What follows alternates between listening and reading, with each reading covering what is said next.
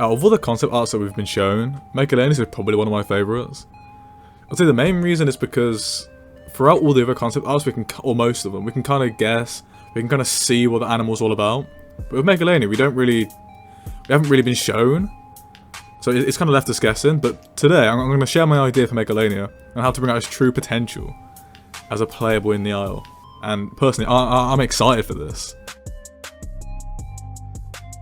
Now, when it comes to climbing, I'm only willing to take it so far as babies, subadults, juveniles can climb.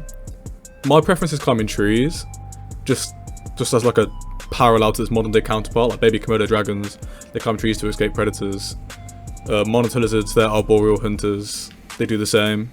And if you look at it on the flip side, baby Megalanias could easily be a sustainable food source for Hereras that are in the trees.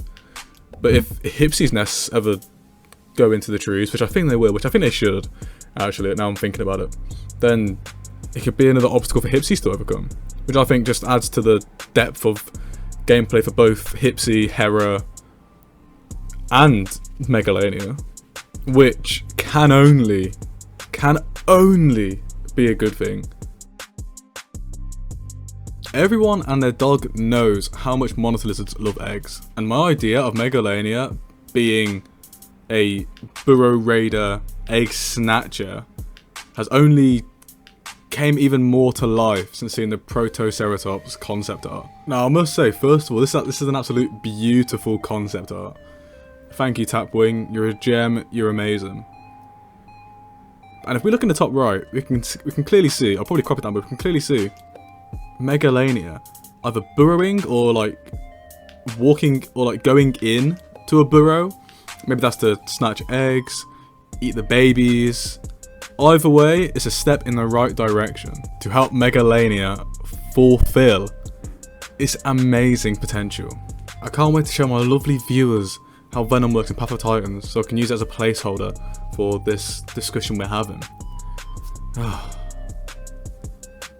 Can't wait. I really can't. You know, I'm excited. I'm ready to really show you how this works. Because you know, like the Venom system in this game, it's not that.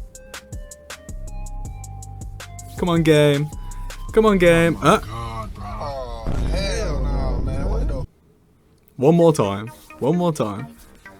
Come on. Let me show my viewers.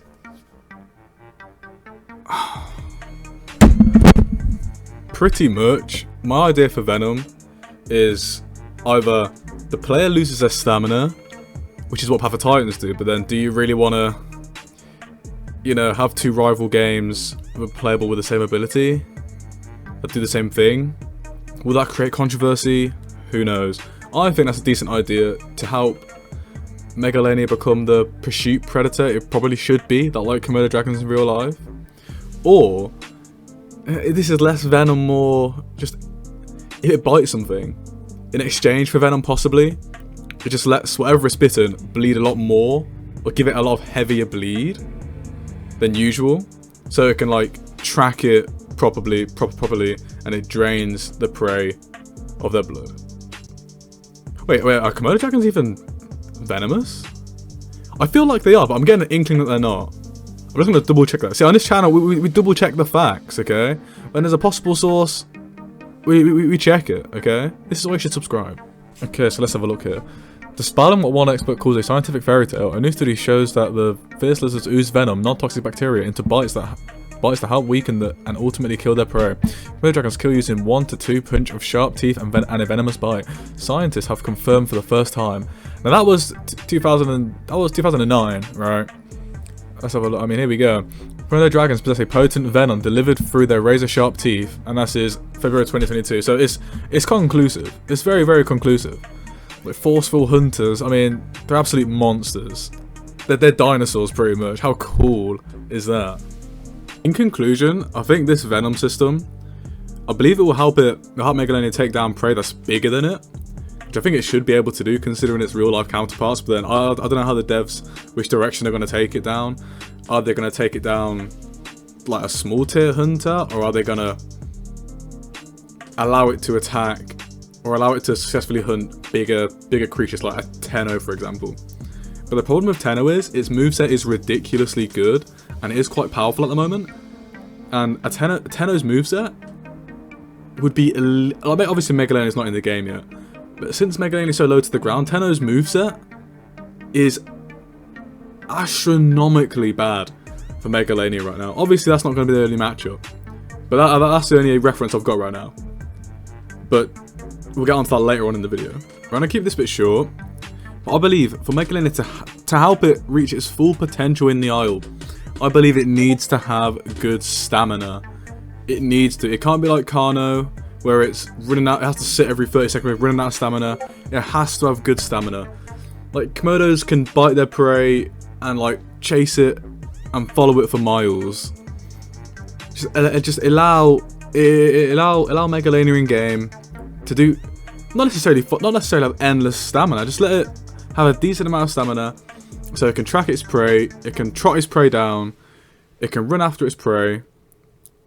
Just help it get along, you know, help it get along.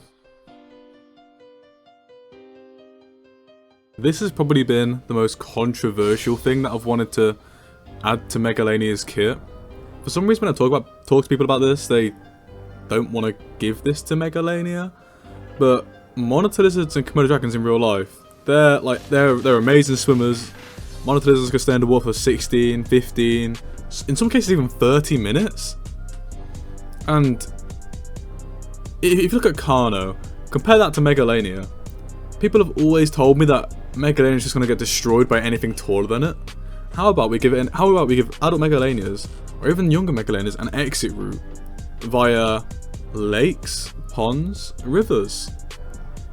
I don't think that's a bad idea. Just letting Megalanias be good swimmers and letting them submerge for a bit. Obviously at a shorter rate than Deinosuchus, but it adds another layer to Deinosuchus gameplay. I have to be careful of Megalanias now. Megalanias, I believe they should be able to eat fish. I believe, but we'll get onto that later in the video. I believe Megalanias will help the general ecosystem. We're getting towards the end of what I'd add to Megalania, but this one I think is essential. Please, please, please, it needs to have one of the best sense of smells in the game. Komodo dragons in real life, they can smell blood up to over a kilometer away. And I know, like, people say, oh, it can't be super realistic, or it's not super realistic, it's a game, and you can't compare like a real life animal. It can't be on the nose realism. But like Megalania and Komodo dragon is the closest. It's the closest parallel to prehistoric creatures and real creatures we have. So I think you should just go with it. Just to expand on that, because I feel like I didn't explain that well. But with an extended scent range, we'll be able to get like clean up bodies that are around. It'll be able to track down prey that's way faster than it. For example, a Tenontosaurus. If a pack of megas bite a Tenno and it runs away, with its extended scent range, just be able to track it down and follow it. Hopefully trot it down with the venom ability we prior spoke about, and then it'll be sorted. It'll be fine. Now, just look at this photo for a second, and I'm gonna give you a minute to take it in. I'll give you some time to take it in. Looking at this picture, how would you imagine? Ignore that in the background.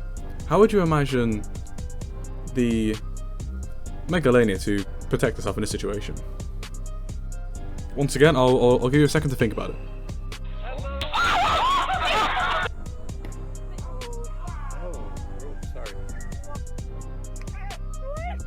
I'm pretty sure this one's a given, but a tail attack that can knock back smaller animals and can potentially stun medium-sized animals, I think that'd be a good idea for the animal.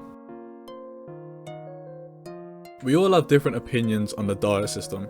Some love it, some don't love it.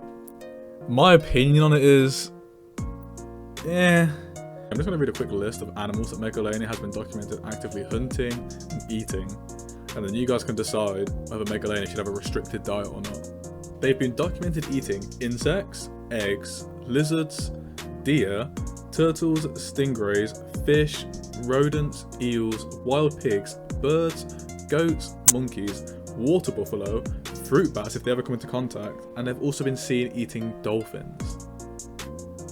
these animals are monstrous. When I've spoken to people about this idea, about what I'd give to Megalania, some of them have agreed, some of them have said, no, it'll be a bit too OP. And people need to understand, Komodo Dragons and monitor lizards, they're jack of all trades. They're pretty much good at everything. Now, if you apply this, obviously this is a game, and if you apply this over to the game, you make Megalania decent at most things, it's not going to break the game. As I spoke about in this video, it's something taller than it. Like if a Carnotaurus wants a Megalania, a tail slap, a potentially venomous bite, it's not going to deter it. Therefore, the other aspects of its character come into play. For example, the climbing, it can climb away. The swimming, it can swim away. So it won't be too OP. It will just help it reach the potential that it has. And with that, that's the end of the video. And it's probably been my favourite video to make. I have really enjoyed it. And I hope if someone's watching this far, I hope you've enjoyed it too. And I hope to see you again. So I hope you have a good morning, good evening, good afternoon, good night, whatever time of day it is you're watching this. I'll see you later.